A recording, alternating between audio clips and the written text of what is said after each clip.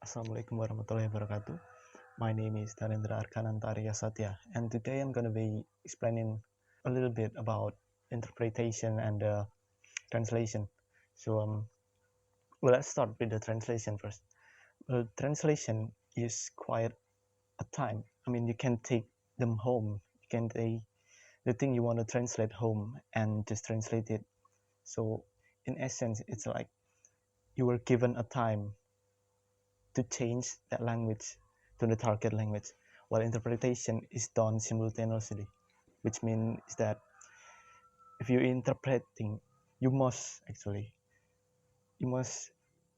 translate, you must talk on the target language while the the one you are interpreting with talk. So there are two types of interpretation, which is the first one would be simultaneous interpreting. You interpret while the speaker talk, and there is the second one, which is the consecutive interpreting. It have a slight pause, so when the speaker talk, you can tell them to stop, and then you can translate, so that it's not hitting each other. Next one would be the types of interpreting. First one would be whispered interpreting, I mean, and it's done with whispered, so that you don't distract or the speaker, I mean. And then the second one would be the psych interpreting. It's combined interpreting and translating, because you can see the translation on the screen or things like that. Then we have conference interpreting. Well, it's usually done in conference where the tools is quite complete, like the mic, the headphone. Mostly the listener, they use the headphones so that they can hear clearly.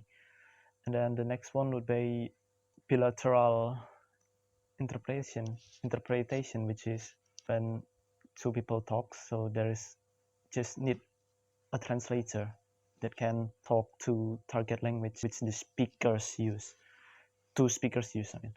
And then there is escort interpreting, which is this one is it's quite popular, to be honest, because I know you watch football, soccer, same thing.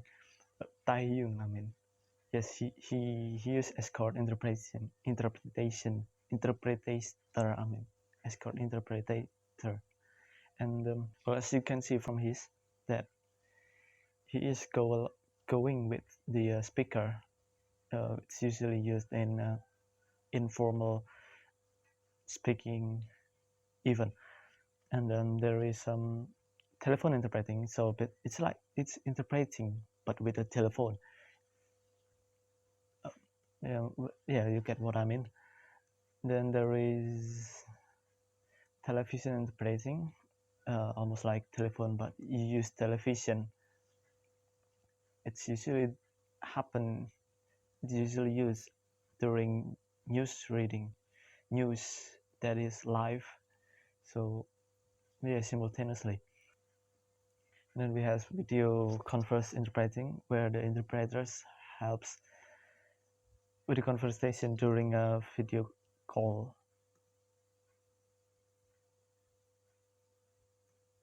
And then we have code interpreting. Well, this one is pretty tricky, because you must really find a great one. I mean, you won't get to jail just because the interpreter get wrong the meaning to you.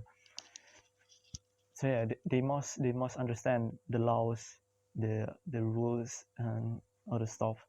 And then there is some medical interpreting. It's almost like the court interpreting. The interpreter must know the medical language used in medic stuff. And then there is community interpreting, in which is the interpreter interpret in an open space area, or could be closed one. Well, it could be it usually done in a informal things, like, well, community. It doesn't have to be formal. So what else? I think that's all. Wassalamualaikum warahmatullahi wabarakatuh.